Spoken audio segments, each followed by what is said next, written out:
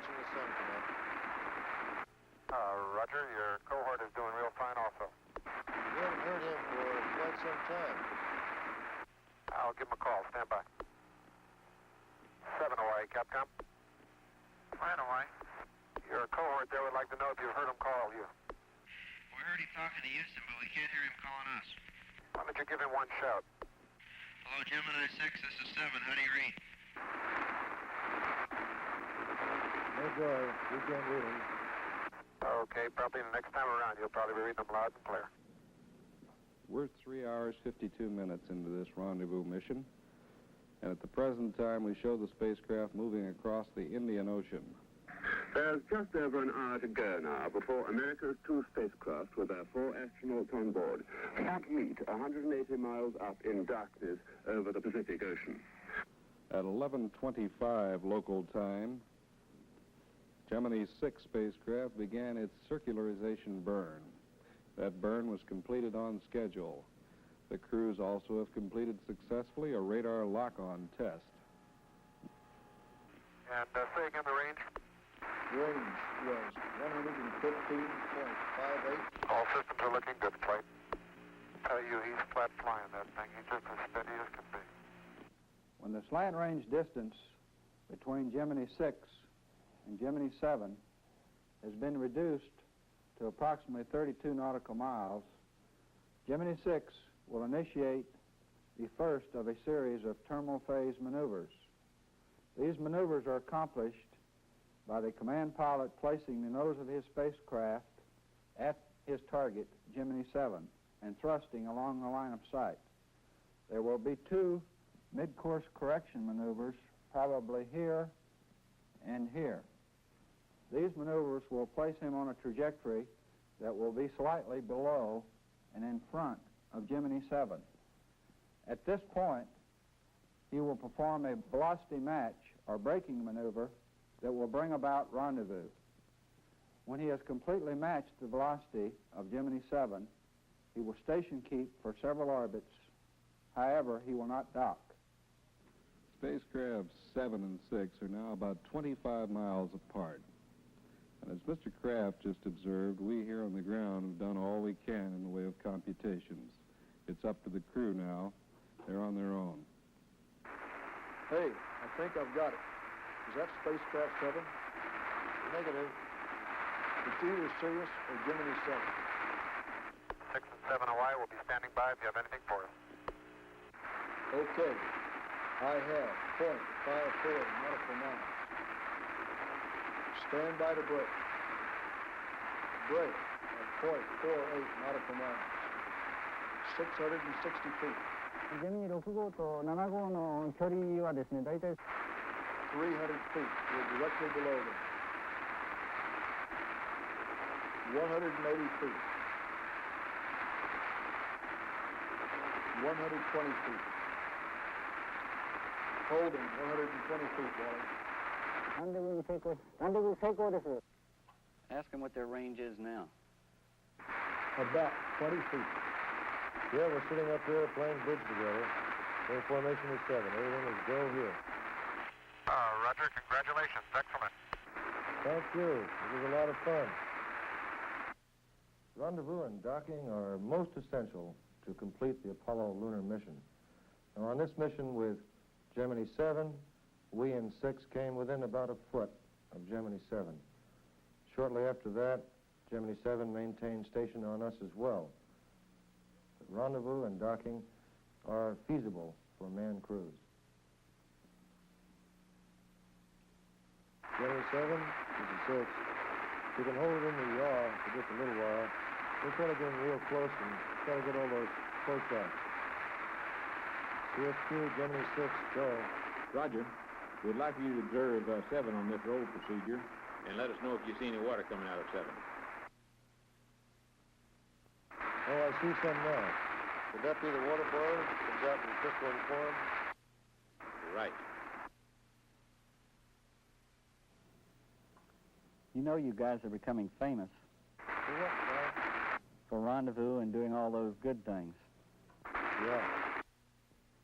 After we completed the rendezvous maneuver, we maintained formation, actually we were station keeping, for a period of about 5.5 hours. Now this included an in-plane fly-around maneuver and an out-of-plane fly-around maneuver. During this period of time, each of us controlled spacecraft 6 for approximately 50% of the maneuvers. We separated from Gemini VII at 6 p.m. Cape time. This was performed by a 9 feet per second retrograde maneuver. We separated to a distance of approximately 20 miles and performed experiments for the next 2 orbits. The Gemini VI, KV Capcom. How's your separation burn go? Raj. Wally says he's out to about 0.68 miles. It performed the set burn, 9 feet per second. The burn is going real well, Clyde.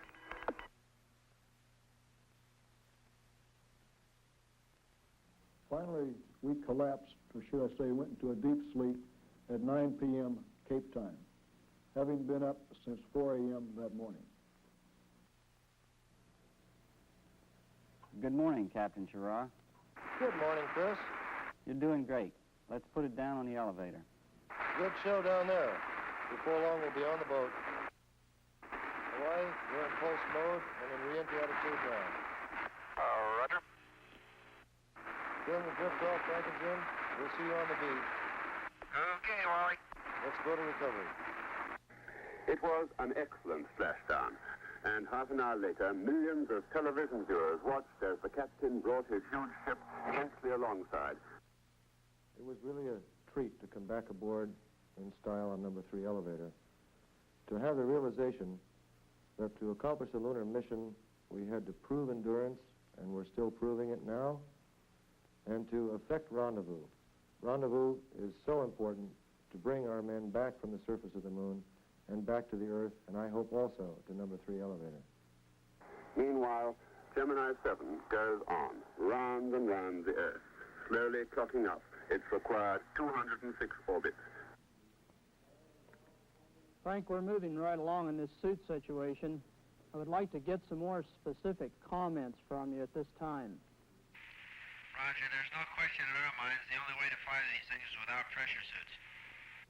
Do you have any additional comments regarding use of the suits during the full duration? I'm convinced we can run the whole works without suits. All we need is a suit for re-entry and emergency stored on board somewhere.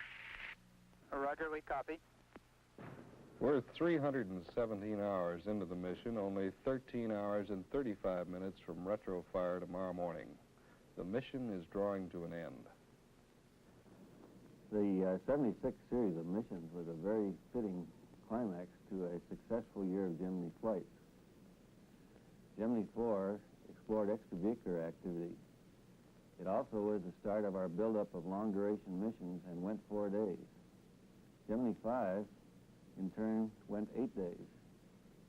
We'd been in the water about 10 minutes when we saw a Navy frogman's face in the right window. He plugged in his interphone, and his first words were, "Merry Christmas." The recovery forces were quite fast, and I believe in about 26 minutes from splashdown, we were on board the helicopter. The chief symptom, in fact, the only symptom which we noticed, was heaviness of the legs, that's all. The 14-day mission has shown us that man indeed adapts to the spaceflight environment, and that his body does not show changes which increase with his increasing exposure to that environment. The additional data allows us to medically commit man to a lunar mission. As we go through these things, the year does sound to be quite easy. Actually, there were a number of difficult problems that were encountered and were overcome. Some of these required considerable ingenuity. The best example of this was actually the reaction to the difficulty we had in the October launch attempt of Gemini VI. We were able to come up with a new mission. We were able to cycle back into our operation faster than ever before and conducted this very rapid turnaround. This effort on the 76th mission is an example of the American spirit as it exists through the years. and is ample evidence that it exists today.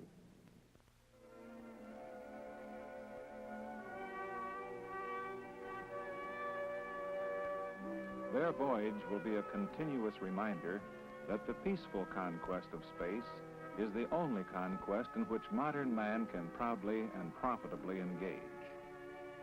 In this struggle, all men are allies, and the only enemy is the hostile environment.